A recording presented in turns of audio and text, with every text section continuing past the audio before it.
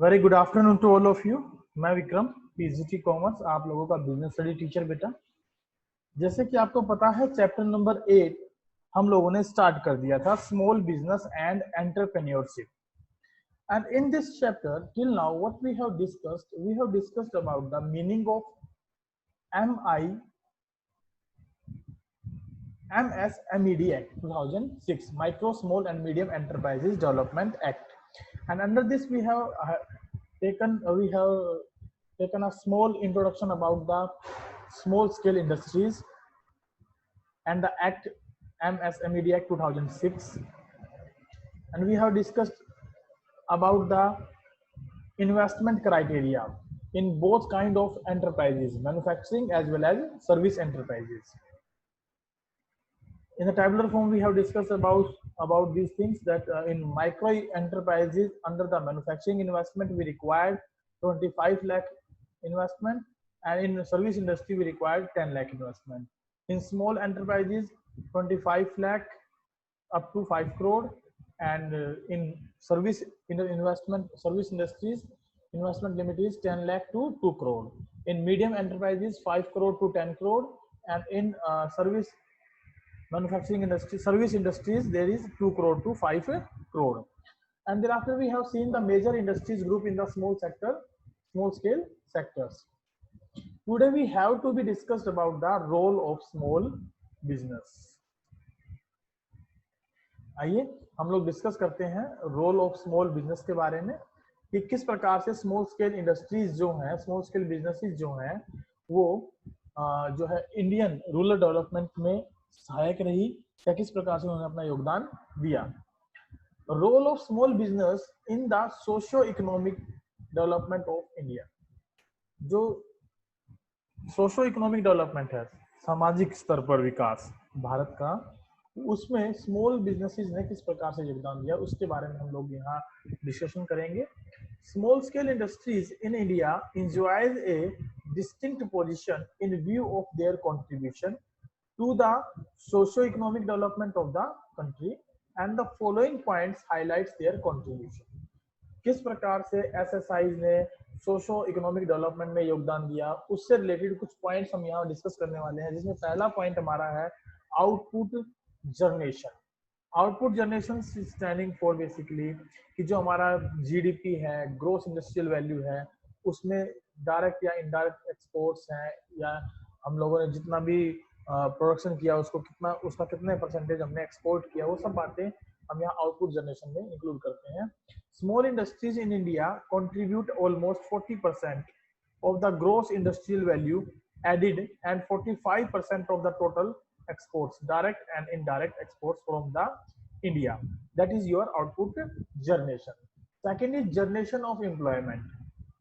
Generation of employment की अगर हम बात करें, एक बार फिर से हम चलते हैं आउटपुट जनरेशन में, हम एक बात और ऐड करेंगे। इसका मतलब है कि भाई भारत के अंदर जो रॉ मटेरियल है उसका प्रॉपर यूटिलाइजेशन करके जितना डोमेस्टिक कंट्री में कंज्यूम हुआ उतना तो हमने प्रोडक्शन कंज्यूम किया अपनी डोमेस्टिक कंट्री के अंदर, बाकी जो बचा हुआ था उसको हमने कितना एक्सपोर्ट किया, that is your output generation, उसको हम आउटपुट जनरेशन के नाम से जानते हैं। नेक्स्ट है हमारा generation of employment. Small industries are second largest employers of the human resources after agriculture. They can account for 95% of the industrial units of the country. It means जो small industries हैं वो हमारे यहाँ सबसे दूसरे number पर सबसे बड़े एम्प्लॉयर्स हैं, जो कि एग्रीकल्चर से रिलेटेड या ह्यूमन रिसोर्स से रिलेटेड जो है ना, आफ्टर एग्रीकल्चर ह्यूमन रिसोर्स को क्या करते हैं, सर्विस प्रोवाइड करते हैं, नौकरियां प्रोवाइड करते हैं, एम्प्लॉयमेंट अपॉर्चुनिटीज देते हैं। They generate more numbers of employment opportunities per unit of capital invested compare to large industries.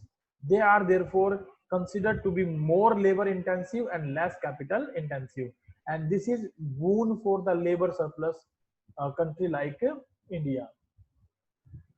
तो इसलिए हमने इनको क्या कहा है कि ये जो भारत देश है उसके लिए एक प्रकार से वरदान सिद्ध हुई है स्मॉल स्केल इंडस्ट्रीज।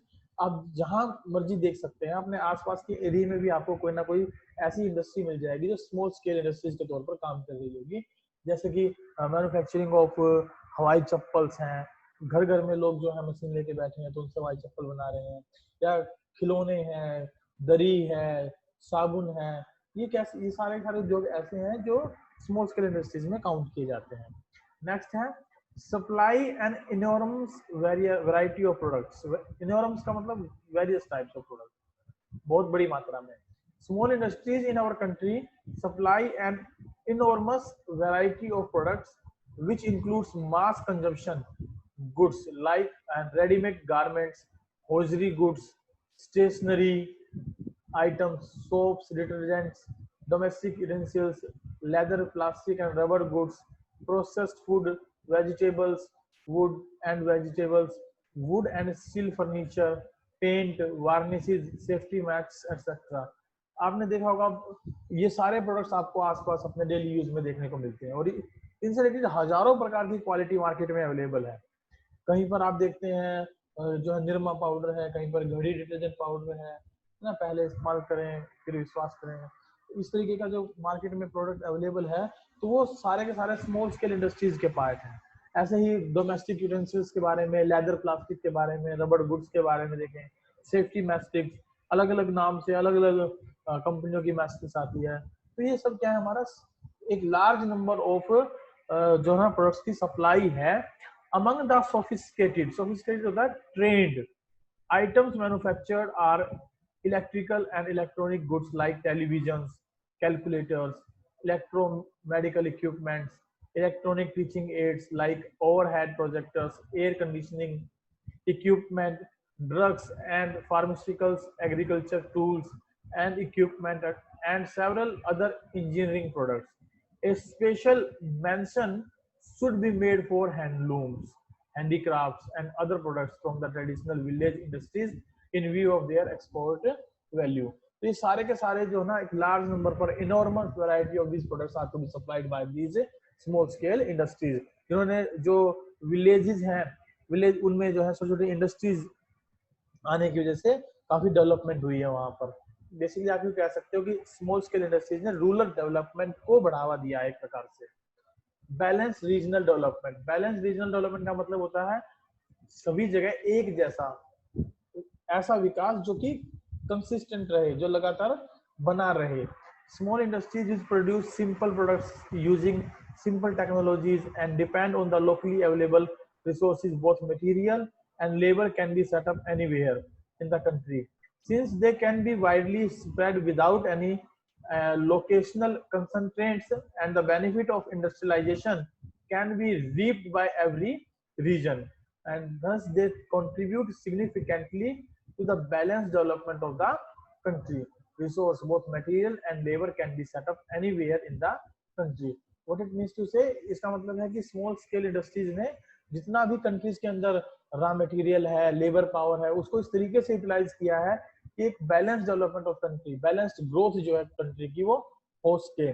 और वो मतलब इस तरीके से जो ना स्मॉल स्केल इंडस्ट्रीज का जो ग्रुप है वो फैल गया है पूरे कंट्री के अंदर, कि लोकेशनल कंसंट्रेशन के सामने कोई बाधा उत्पन्न नहीं करते, बल्कि इंडस्ट्रियलाइजेशन की वजह से वो जितना भी रिसोर्स है उनका मैक्सिमम यूटिलाइजेशन कर सकते हैं। It means effective and efficient utilization of resources has been taken place while the small scale industries has been installed in the villages. Provide ample opportunities of entrepreneurship, और क्योंकि जैसे small scale industries हैं, इनको चलाने के लिए हमें easily bank से loan available, business loan available हो जाता है, आसानी से हम पैसा बिजनेस से बैंक से ना उधार ले सकते हैं। तो बहुत सारी अपॉर्चुनिटीज लोगों के सामने आ गई हैं कि वो अपना एज ए बिजनेसमैन के तौर पर इन इंडस्ट्रीज को स्टार्टअप कर सके। Small industries provide ample opportunities for the entrepreneurship. The latent skills and talents of the people can be channeled into business ideas, which can be converted into reality with little capital investment and almost nil formalities to start a small business. Businesses को start करने के लिए बिल्कुल नील formalities के साथ जो है ना एक व्यक्ति इन बिजनेसेस को स्टार्ट कर सकता है, और इस पे ज्यादा क्योंकि इन्वेस्टमेंट नहीं है बिजनेस को स्टार्ट करने के लिए, तो वो एज एन एंटरप्रेन्योर के तौर पर उभर कर सामने आ सकता है। तो स्मॉल स्केल इंडस्ट्रीज ने बिजनेस एक आम आदमी को एक एंटरप्रेन्योरशिप की थिंकिंग प्रोवाइड की है।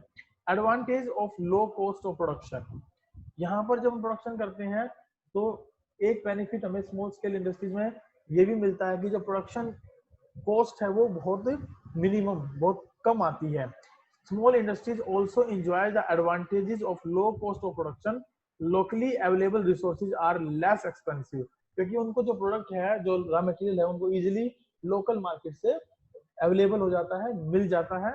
Establishment and running cost of small industries are also on the lower side because of low overhead expenses, और साथ ही साथ जो रनिंग कॉस्ट है वो भी बहुत कम रहती है, क्योंकि हमारे ओवरहेड एक्सपेंसेस यानी कि जो रनिंग एक्सपेंसेस ऑर्गेनाइजेशन को चलाने के जो खर्चे हैं वो बहुत कम होते हैं। In fact the low cost of production which small industries enjoy is their competitive strength। इसका हम ये भी कह सकते हैं in the context of low cost of production advantages को कि ये इसकी एक पार्टिकुलर स्ट्रेंथ है जिसकी वजह से ये बिजनेसेस काफी ग्रो हुए हैं, स्मॉल स्केल इंडस्ट्रीज काफी ग्रो हुई हैं। नेक्स्ट है quick and timely decision making. और स्मॉल स्केल इंडस्ट्रीज में क्योंकि ज्यादा बड़ा ऑर्गेनाइजेशन नहीं होता, स्मॉल साइज ऑफ ऑर्गेनाइजेशन होता है, तो कोई भी डिसीजन लेना है तो बिना किसी हिचकिचाहट के, बिना किसी से कंसल्ट किए आसानी से लिया जा सकता है। तो क्विकली और टाइमली जो डिसीजन है वो हम स्मॉल स्केल इंडस्ट्रीज में ले सकते हैं। Due to small size of organization, quick and timely decisions can be taken without consulting many people as it happens in the large size organizations, and new business opportunities can be captured at the right time। इसका मतलब जो large organisation होते हैं उनमें हमें थोड़ा समय लगता है क्योंकि बहुत सारे ओनर्स भी होते हैं, तो आपस में डिस्कशन करके डिसीजन लिए जाते हैं। लेकिन यहाँ पर स्मॉल स्केल इंडस्ट्री बनाने वाले एक या दो व्यक्ति ही जो होते हैं वो एज एन ओनरशिप के तौर पर काम करते हैं, तो उनको डिसीजन किसी से पूछना नहीं पड़ता और वो सेल्फ डिसीजन ले सकते हैं। अगर कोई किसी प्रकार की अपॉर्चुनिटीज उनके सामने आती है तो वो इसको इजिली क्या कर सकते हैं, ग्रैब कर पाते हैं।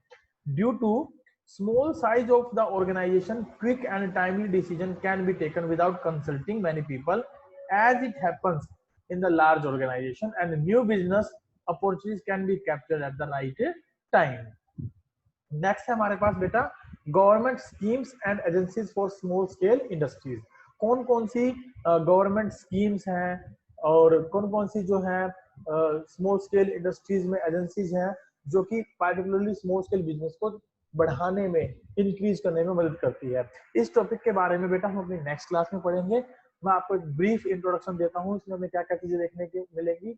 हम इसमें देखेंगे वेरियस ऑर्गेनाइजेशन, इंस्टीट्यूशंस जो कि स्मॉल स्केल इंडस्ट्रीज को प्रमोट करने में मदद करते हैं, जिसमें पहला है NSIC, national small industries corporation. दूसरा है हमारा DIC, district industries centres. And thereafter हम देखेंगे कि कौन कौन से इंसेंटिव हैं जो कि गवर्नमेंट ने स्मॉल स्केल इंडस्ट्रीज को बढ़ावा देने के लिए रूरल बैकग्राउंड और ट्राइबल और हिली एरियाज में प्रोवाइड किए, जैसे कि लैंड फ्री ऑफ कॉस्ट या कम रेट पर प्रोवाइड कर दी, पावर्स कम रेट पर या 50% जो है ना कंसेशनल रेट पर प्रोवाइड कर दी, water and goods and service taxes में एग्जाम्पशन दे दी, रॉ मटेरियल्स, फाइनेंस, इस तरीके की बातें हम अपनी नेक्स्ट क्लास में डिस्कस करेंगे। So till that, thank you very much. Have a good day. Bye bye. Take care. उम्मीद करता हूं कि आज आपको समझ में आया होगा कि जो हमने टॉपिक पढ़ा role of small scale industries कि वो उससे क्या रोल्स हैं, तो उसको प्लीज अपनी नोटबुक में लिखें और अच्छे से याद भी करें। Till that, thank you very much. Bye. Take care.